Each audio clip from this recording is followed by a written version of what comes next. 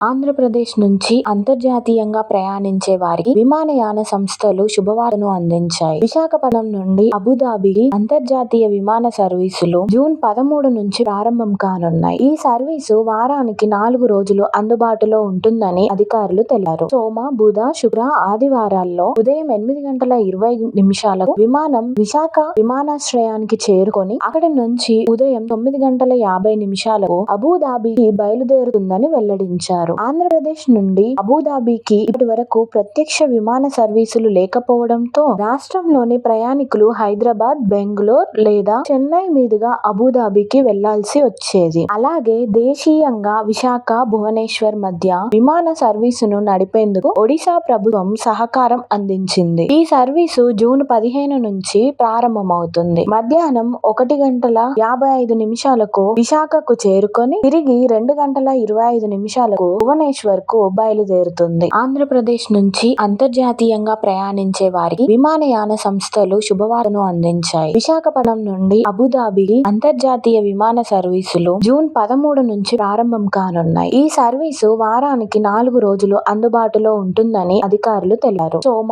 బుధ, శుక్ర, ఆదివారాల్లో ఉదయం 8:20 విమానం విశాఖ విమానాశ్రయానికి చేరుకొని అక్కడి నుంచి ఉదయం 9:50 అబుదాబికి బయలుదేరుతుందని వెల్లడించారు. ఆంధ్రప్రదేశ్ నుండి అబుదాబికి ఇప్పటి వరకు ప్రత్యక్ష విమాన సర్వీసులు లేకపోవడంతో రాష్ట్రంలోని ప్రయాణికులు హైదరాబాద్, బెంగళూరు లేదా చెన్నై మీదుగా అబుదాబికి వెళ్లాల్సి వచ్చేది. అలాగే దేశీయంగా విశాఖ, భువనేశ్వర్ మధ్య విమాన సర్వీసును నడిపేందుకు ఒడిశా ప్రభుత్వం సహకారం అందించింది. ఈ సర్వీసు జూన్ 15 నుంచి ప్రారంభమవుతుంది. మధ్యాహ్నం 1:55 విశాఖకు చేరుకొని తిరిగి 2:25 భువనేశ్వర్ కు బయలుదేరుతుంది.